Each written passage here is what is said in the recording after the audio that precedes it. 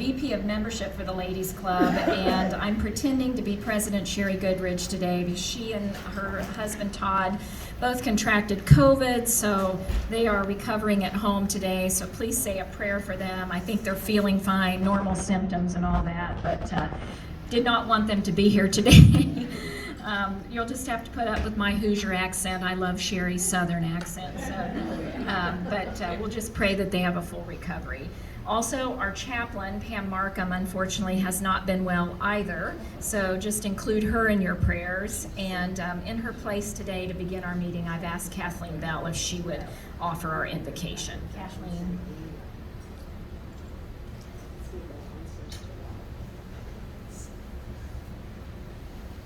Good afternoon, ladies and gentlemen. I thought it would be appropriate today to say a prayer for our country. So let me read this to you. It's quite appropriate. Almighty God, bless our nation and keep it true to the ideals of freedom and justice and brotherhood for all that make our nation great. Guard us from war, from compromise, from fear and confusion. Be close and pray for our president and our statesmen. Give them vision and courage as they ponder decisions affecting peace and the future of the world. Make me more deeply aware of my heritage, aware not only of my rights, but also of my duties and responsibilities as a citizen. Make this great land and all of its people know clearly your will, that they may fulfill the destiny assigned to us for the salvation of nations and the restoring of all things in Christ. Amen. Amen. Thank you, Kathleen. Now our Pledge of Allegiance, would you join our Kenton County Attorney Stacey Tapke in saying that today? I pledge allegiance to the flag of the United States of America and to the republic for which it stands, one nation, under God, indivisible, with liberty and justice for all. Thank you. Now we're going to do a quick introduction of our elected officials that are in attendance today. And you may applaud after each one. I think it makes us all feel good to hear that. Our first elected official is Mark Fields, Kenton County. You're okay? Can you hear now? Is that better? Thank you. Thank you. Joe Fisher, who is our state representative. Jennifer Jasper Lucas, Erlanger City Councilwoman. Chuck Korsenborn, our Kenton County Sheriff. John Middleton, Kenton County Circuit Clerk. Me, your Kenton County Commissioner. Stacey Tapke, our Kenton County Attorney. Mary Ann Thaman, our Lakeside City Councilwoman. Westwood, retired state senator from District 23. And Addia Wuchner, our state representative, retired from District 66. We still thank her. And I think I just saw Kim Mosier, state rep, sneak in. And we always like to recognize Pam Roberts, who is our KFRW president. Pam, where are you today? I'm going to just insert something here that we normally don't do. Hi, Janine, did you need something? I'm sorry. Yes, I missed you. Yes. Thank you. Ours Crescent Springs. April the 25th, and I am running for re-election. Thank you. Sorry, we did that quickly today. We didn't mean to leave you out. You're important. We're going to insert something just that we don't normally do today because in November we have something very special coming up, which is our Care for America project. And today we're going to introduce Rachel Breedens from the program, she is the program manager for Milestones in Independence, Kentucky. Milestones Equestrian Achievement Program, it's a mouthful, is a not-for-profit therapeutic horseback riding program for individuals with disabilities and seniors. And I met Rachel when we toured the Kenton County Farm Tour a couple months ago, and became familiar with some of their needs. And Rachel told me they'd even recently welcomed a group of nurses from St. Elizabeth who were trying to recoup after COVID. So they provide opportunities with horses to various groups, and I just thought this is a wonderful opportunity to probably partner with them for our Care America project. Our board agreed to it, and you may all remember that we've partnered with different not-for-profits across the community in the past. Scholar House was a recent one, and some other ones that we've bought gifts for, or just tried to meet their needs financially, maybe through gift cards, various things. And Rachel's going to present us with a list today of some of those needs. And if you're able to contribute, if you're willing to contribute, you can choose an item from that list and bring those to our November meeting. So Pam Markham is normally the person that's in charge of this effort, but as I mentioned earlier, she has been under the weather, so I'm pleased to introduce Rachel. Come on up and just tell us a little bit more about the program.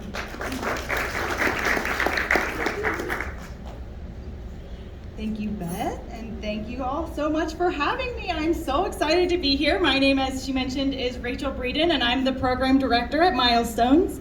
As she mentioned, we're a nonprofit organization that serves 3 through 49 with a diagnosis. So that is our main priority, is serving the population that has not as much services available for them. And then we also have a group called our Silver Saddles program, which serves 50 plus without a diagnosis. So we found these two populations were really in need of things like exercise, community, learning horsemanship skills, and getting out there and exercising their bodies a lot more. So part of what we do at Milestones is weekly lessons over 10 different weeks for 4 different sessions during the year. And we provide services for people who have any kind of diagnosis. So that can be mental, physical. A large population we serve right now is anxiety, depression, and ADHD, and also autistic and cerebral palsy riders. So we have these little saddles for our teeny tiny 3-year-olds who have cerebral palsy. And as you'll notice, they have these bumpers right here that allow support for the rider's core. And part of our need at the facility is to get more of those saddles. So I have that listed on our sheet here, but I wanted to give you an example of what that looks like because it's hard to know what that support really provides. It provides a core balance for those riders when they're on the horses. And that is something that we struggle to provide for those riders because it takes volunteer support to do that. And since COVID came, we have had a lower number of volunteers. If you can imagine that I need 3 volunteers per rider that has to have this kind of support, that can be daunting on an organization to find that much support on a weekly basis. So we are always doing volunteering trainings, and I run those. I put cards on all of your tables for all of our programs, but also we'll leave the sign-up sheet. The other things on our sheet here are things that help us take care of our horses and volunteers. So we have things like mane and tail shampoo and conditioner, triple antibiotic and hydrocortisone cream, Benadryl and Zyrtec. Our horses all have allergies really bad this season, and they are stomping their hooves hard to try to get these itches out. And when they do that, they hurt their feet. And if a horse hurts their feet, they aren't able to ride because they'll bruise their feet. And so I have to have usable horses to fulfill our rider lessons. And so those things don't seem like a big contribution, but when you realize that each horse has to take 13 pills just to have 1 dose, that is going through a lot of medicine each week. So we have 16 horses on our property, and that includes 2 minis. And our minis go out to nursing homes and schools and camps. They're our ambassadors. We call those mini adventures. And they go out to our community where the people can't come to us. So we're trying to reach every nook and cranny, also by doing events called A Day of Healing. And recently, as Beth mentioned, we have had St. Elizabeth contract 10 of those events where they provided their care workers with 90-minute sessions of therapeutic groundwork programs. We worked on mindfulness techniques, breathing with your horse, so matching belly breaths with your horse, wrapping your arms around the horse, connecting in that way, having a moment to process some of the traumas that we've all been going through, right? It's been a crazy couple of years. And so we want to provide that outlet, and so we opened that program up to different organizations, like we had an eating disorder group that came last week. We had a 50+ program before that, and on the 12th of November, we'll also be having a teachers group event that will serve in the same capacity. So we're trying to fulfill the need in our community to provide support emotionally and physically, and we think these programs are making huge impacts. For example, last week, I have a rider who rides in my class in this saddle, actually, and he is in a wheelchair all the time, 24/7. So you can imagine a lot of his therapy actually starts when he's at home, because he has to get ready, he has to be prepared, he has to shower, eat, and get into a car and come to there. By the time he gets there as a 3-year-old with cerebral palsy, it can be a challenge, but he looks forward to it every week. And this last week, he actually stood and groomed his horse with support instead of being in his wheelchair. And that's because he's working muscles that he isn't able to work in that chair, right? If you're riding on a horse, you're getting your movement in your hips, in your core, in your arms. All these muscles are being built, and that provides strength for these young riders who are working through so many challenges. And we're just really blessed to be a part of that, and we hope that you'll help support that with some of these items that we have here. We also have a big project that we're going to be working on, so if you're looking to contribute in a really big, impactful way, I'd love to speak with you further about that. But we will leave this here for everyone to sign up. There's also a sign-up sheet here if you'd like more information, and I can send you additional information about all of our programs. We always take volunteers and riders, so if you're interested, we'd love to have you, and we'll take any questions. Yeah? Do you need horse experience to volunteer? Do not have to be experienced to volunteer. It's a plus, but we train all of our volunteers, so I host trainings basically whenever we have enough support to do that, and basically all you have to do is email me and set that up. So that's here. If you're interested, you could put your information here on the sign-up sheet and check volunteers, and I'll be able to send you the information. We're doing a training actually this Saturday at 11:30, and it will go until 1:30. We go through every step, and I love to teach. And so I do a really good job of educating people as they're going. And I think even as volunteers, a lot of my volunteers will say that this is their therapy as well. Because if you imagine leaving everything behind and accomplishing a huge task like cleaning 16 stalls in 2 hours, that can make you feel pretty awesome. But we have volunteer tasks that are for every skill set level. So even if you feel like, well, I'm not mobile enough to clean 16 horse stalls, we can have help with washing dishes or cleaning up some of our facility rooms. That's sweeping and mopping, things that are easier for some of our bodies that are a little older. So we can provide tasks for anyone that would like to come help, because there are 1,000,010 tasks at the barn all the time. 13 plus to volunteer, and our riders start at 3. Oh, I'm sorry. Yes, we are located off Riggs Road in Independence, Kentucky, right near Twin Hoffel. So we're actually in the very back of that little street there, dead ends to our property on the right. And you may have seen us in the Kenton County farm tour. We had about 605 guests for that tour, so it was amazing and a blessing to meet Beth. So we appreciate that opportunity and to be here today. And I'm going to be able to stick around for the whole event. So if you have questions afterwards, we'll feel happy to answer those. Thank you.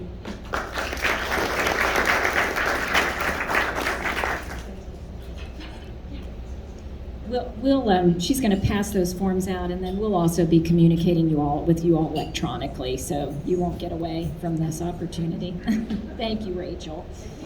All right, moving forward, we're going to go ahead and bring up our guest speaker today. I think most of you know Addia, and you're probably here for her today. For those who don't, I just wanted to share a little bit about her.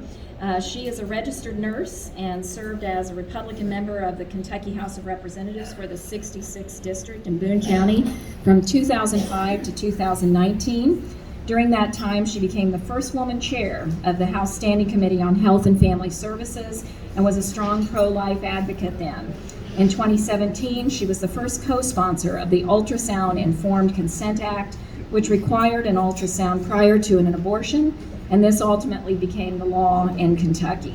She also was instrumental in legislation to prevent dismemberment of a fetus, prevention of pornography, prevention of human trafficking, and dyslexia awareness. She has served on numerous community boards and received numerous awards for her work.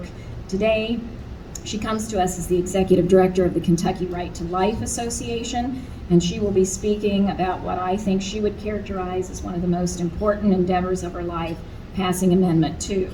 Would you give a warm welcome to Addia Wuchner?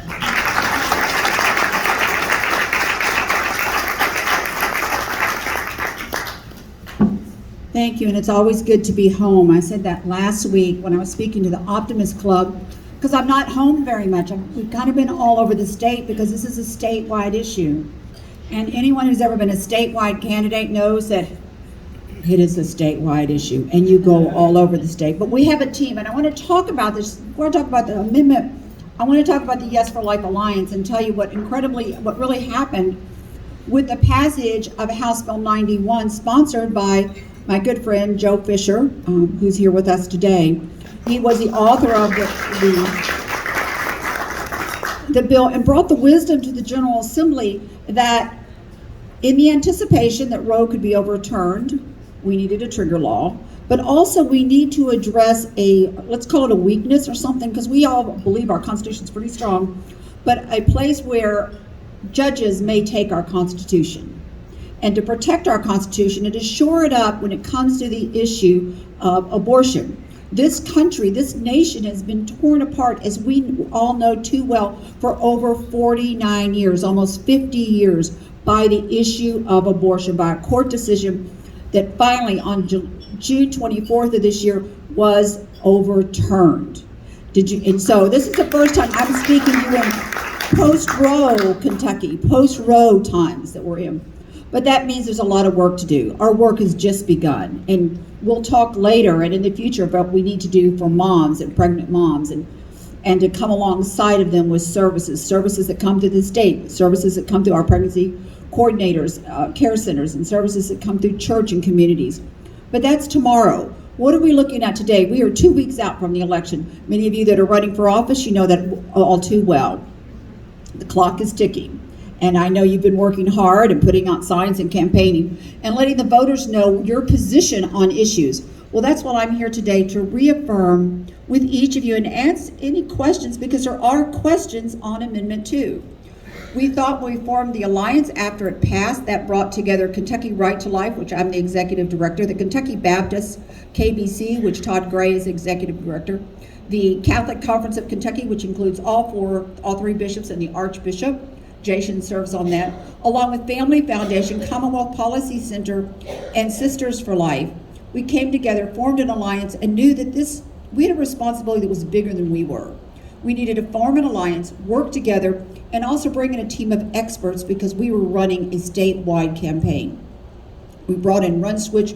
They came alongside of us, making sure that our campaign was staying on point. Sometimes, we get distracted, making sure we were also in compliant, because any of you that have run for office, you know how important those KREF forms and reporting is for each election. It's even more important when you form a PIC. I had never had a PIC before. It's a political issues committee.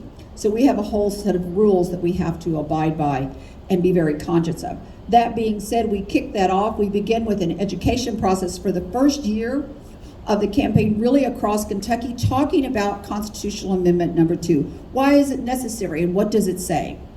I'm always careful because I like to read it. You would think I know it by heart. I do. But you're going to be reading it when you go to vote. And I understand in Kenton County, the clerk will actually, Gabe Summey has decided to have in your polling places both constitutional amendments blown up, I think, poster size, so that you'll be able to see them and read them before the voters go in. We haven't had that many ballot issues in our history of our state. Maybe 15, if that, in the last 50 years. Oh, wait a minute.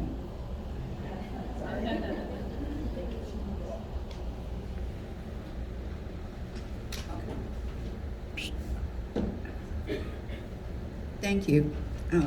Maybe 15 ballot issues, so it's important to know where to find them. Where are they? Anybody know where they are?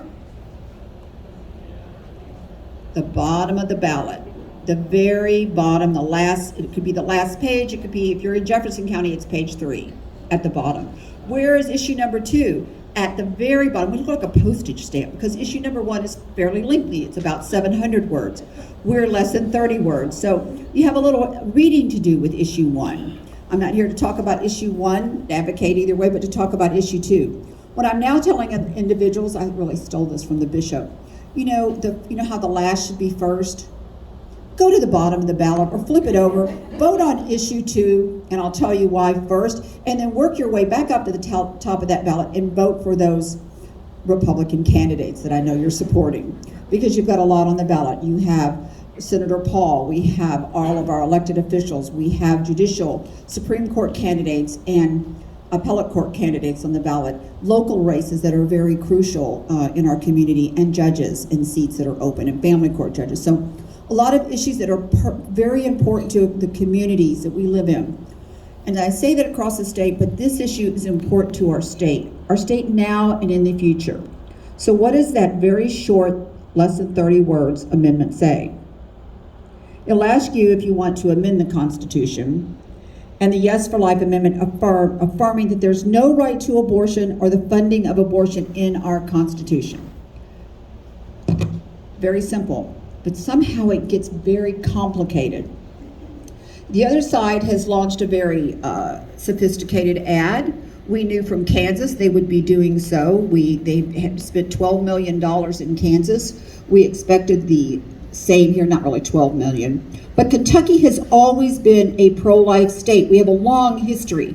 The first pro-life piece of legislation, if I could flip it over and show you the page here, I was showing folks the other day, was put onto the Kentucky books in 1910. It was called Carson's Law. We weren't even in the Kentucky Revised Statutes at the time.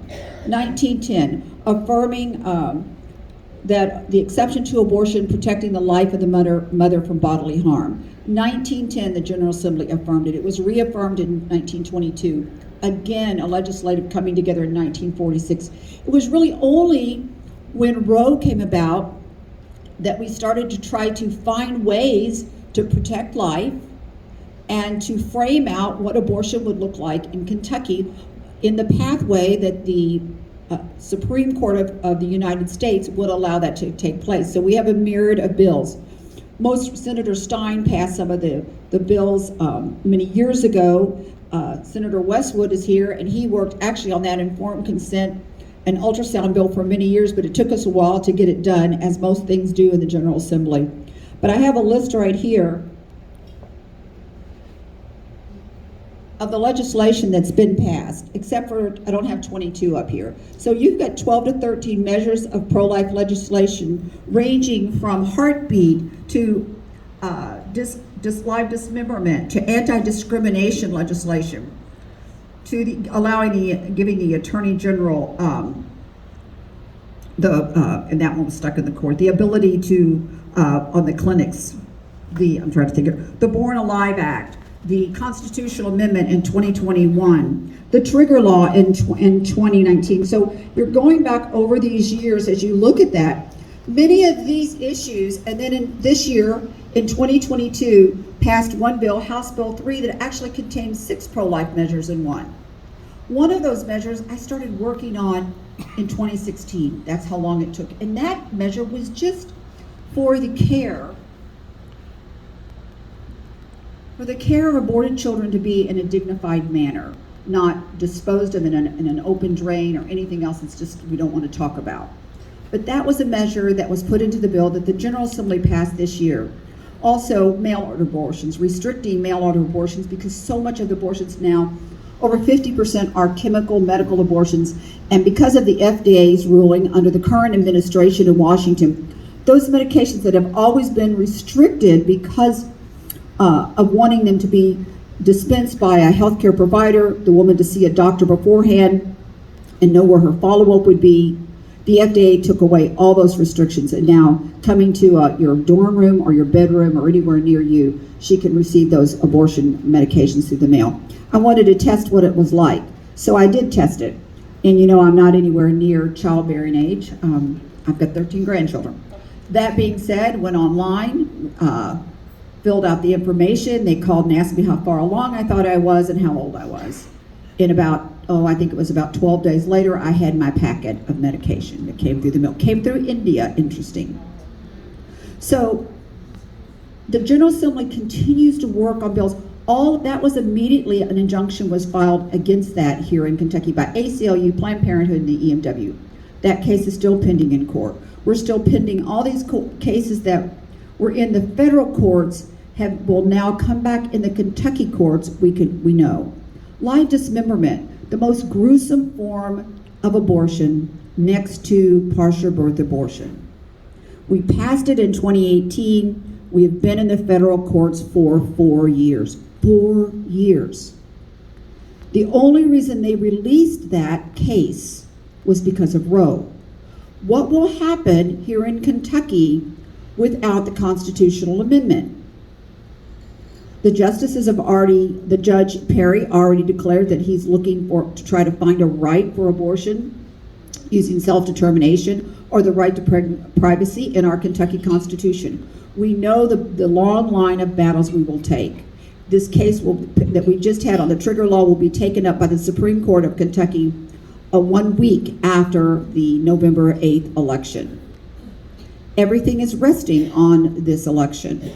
So when we look at Constitutional Amendment number 2, it says that there's no right to abortion in our Constitution or the funding thereof. When you do surveys, you know that whether you're a Republican or a Democrat or an independent, 60% to 70% of folks do not want their taxpayers used for abortion in any manner or any way.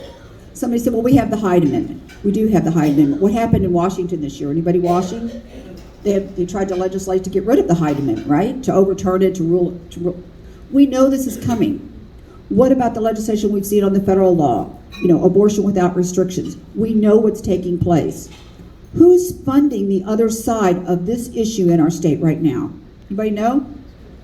Besides ACLU, Planned Parenthood?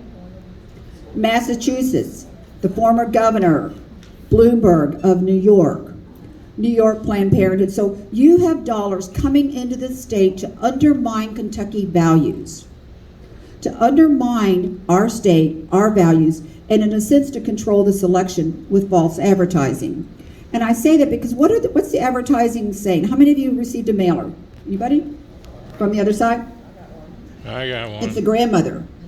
She wants her to abort her great-grandchild to protect her grandchild. Yes. She's been a news telecast. There's also one with a woman holding her face saying, we're banning all abortions with this constitutional amendment. I'm going to tell you, that is simply not true. And I don't think I can say it again. The lawmakers, we have lawmakers right here in the room, former lawmakers, they make the laws. They make the conditions on which abortion or types of abortion or those measures would be possible here in the Commonwealth of Kentucky. I urge all of you, protect our Constitution. Do not let rogue judges adjudicate from the bench on our abortion laws. That's critical.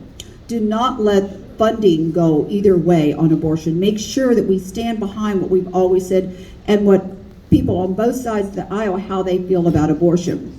We've heard about miscarriage, ectopic pregnancies, women experiencing infertility. I'm probably one of those rare women that I've actually had all 3 of those experiences in my life. I've also cared for patients that have had those experiences in their life or had the pregnancy loss. That has nothing to do. There is a term for a miscarriage, which is the medical term of spontaneous abortion. These are medical terms. But there is nothing in this constitutional amendment that would restrict a woman from getting the needed care that she needs for any type of pregnancy loss or infertility care. So I'm saying that today, and I sound redundant because I want to make sure that if anyone here is having those questions or they have an opportunity to speak to someone who those questions are servicing with, they feel comfortable in saying, that's not what the constitutional amendment does. That's not what it does at all. I'm going to actually stop for a moment and see if any of you all have any questions. Any questions? Because I think that's kind of the best way we clarify things. I have a question. Yes, ma'am. How is this affecting all of the description, they give you the, I don't know what to say, prescribing of birth control. I'm hearing a lot about that, and I don't know if it's accurate or not. Yet now there's certain birth control that they can't prescribe. Did this legislation on June, did that change some of that? You mean the ruling of the Supreme Court? Yeah, the ruling of the No. Supreme Court. They had overturned Roe. This issue has nothing to do with birth control. See all the misinformation and fear mongering? I mean, I have challenged them, and we know that the media is not on our side. In fact, the other day I finally said, there's a new super PAC called the Herald Leader in the Courier Journal for the other side, because that's what it seems like. The Herald Leader endorsed voting no on a constitutional amendment. And kind of unheard of, but they did. So right now, we've been traveling the state trying to make sure and affirm that people understand what they're voting for, what it is not about, and why voting yes does not impact health care, your birth control, any other need that a woman, but it keeps the right to abortion out of the Constitution and the funding of abortion out of our Constitution. How many lives do you think have been lost since Roe that we know of here in the Commonwealth of Kentucky? Anybody know? 64 million across the nation, but here in the Commonwealth that we track, that we know of, over 300,000. And I want to give you what that means. We say those numbers sometimes, and the 300, and what is abortion? We forget, it's become sterilized. We say it so much. It is the intentional termination of a human life in the womb, the most sacred place, the womb of their mother. That's what abortion is. But 300,000, and what that equates to, anyone who's in the General Assembly has been or knows, typically when we build an elementary schools are usually built for around 600 to 650 students in the Commonwealth of Kentucky. 49 years, 300,000 lives, 650, it's math. 9 elementary schools of children, not classrooms. 9 elementary schools of children have disappeared on average every year since Roe. The future, generations, families, lost to families, not known. Abortion has impacted 1 in 4 women. We have a lot of healing to do, and we know that. We know that the wounds of abortion and a culture that's been impacted by abortion runs deep. But voting no on the Constitution doesn't fix that. Voting yes begins a new day in Kentucky. A new day so that we can move forward. So the lawmakers can make the laws. We've already started to look at, tonight I'm going to be at a pregnancy care center down in Louisville. And then I'm going to be on, if anyone wants to tune in at 8 o'clock tonight, KET, debating Planned Parenthood for the second half of Kentucky Tonight with Renee Shaw. So I welcome you all to tune in, pray. On this issue. Amendment 1 and Amendment 2 will be on tonight. So if you want to know more about those constitutional amendments, watch tonight and listen on both issues. Yes, ma'am. I just wanted to ask, why are we in the United States of America killing our babies, and other countries are bringing their babies in and we embrace them, but with our own children, our future investment, if you will, we're even dumbing down our children. Other countries, the students who are go back to their countries, they have to repeat that here. They will not accept the United States of America's education. That was a lot of questions in one, but I think one of the major questions is, the United States was probably the most aggressive, advanced country when it came to abortion before the overturning of Roe. The only other countries we aligned with was China and North Korea in our abortion laws. Did you know that? That's why everyone's they're looking at us right now. We embrace other children to come in, but for whatever reason, we begin to see in this country, and women have been told that their child is a barrier to their future, to their life, to their education. Can we do more? Can we do more for women and young men with an unplanned pregnancy? Yes. Should we do more? Of course we should. But not allow them to believe a lie and misinformation that the only way that they can have a future is by terminating the life of their child.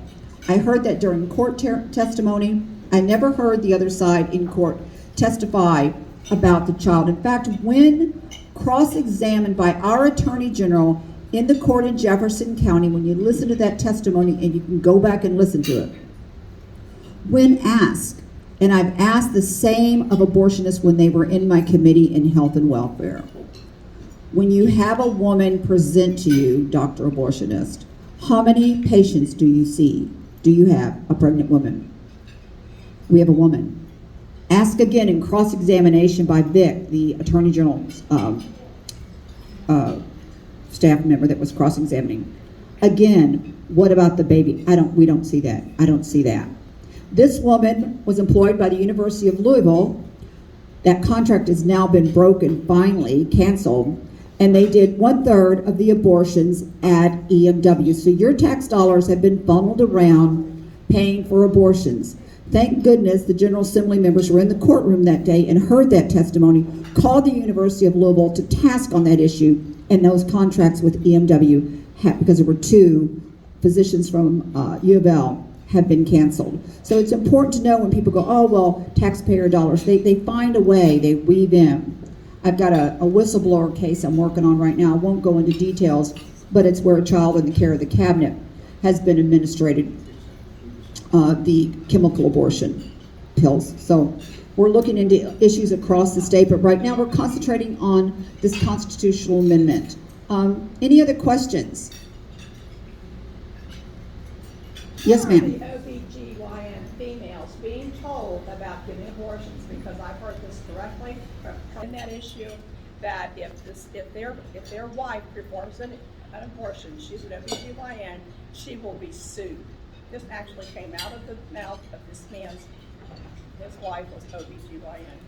Now, if she's an abortionist and performs an abortion outside of the elements of the law, she is could be litigated.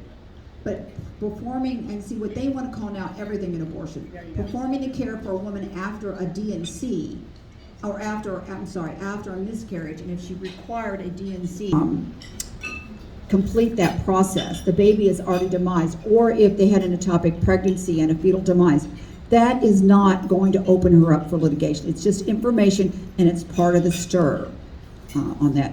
Representative Fisher, did you have any questions? Because you worked on this pretty closely. Did you have any comments on that issue?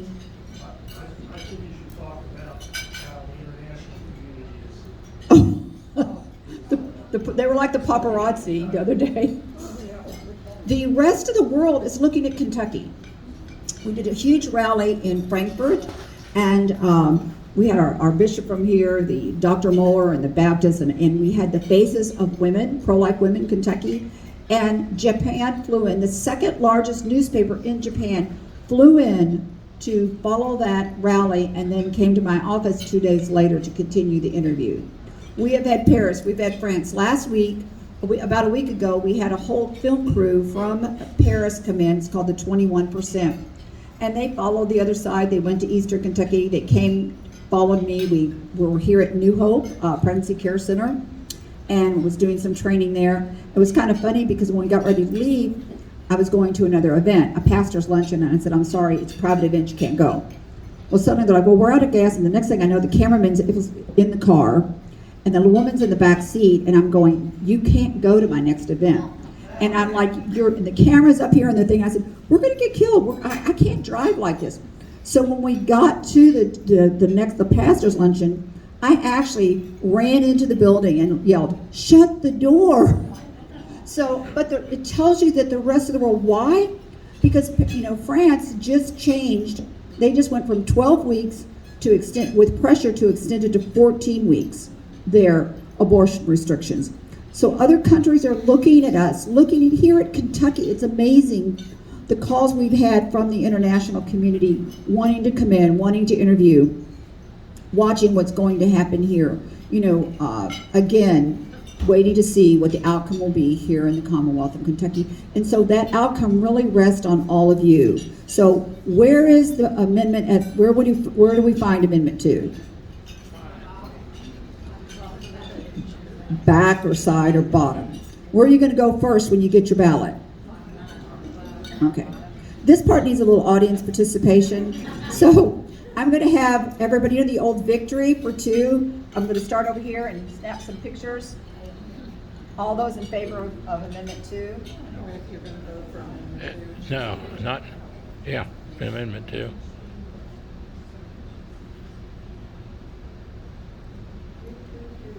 Thank you. Amendment Any other two. questions? Yeah. And just please remember to pray for her tonight, continue to pray for her safety. I'm sure there's lots of things that she's facing every day that she's not telling us. It's a scary place out there. And just remember, for those of you who want to actually see a ballot, we have a couple samples up here. I can pass it around if that might be helpful. If you haven't seen it, we'll start here.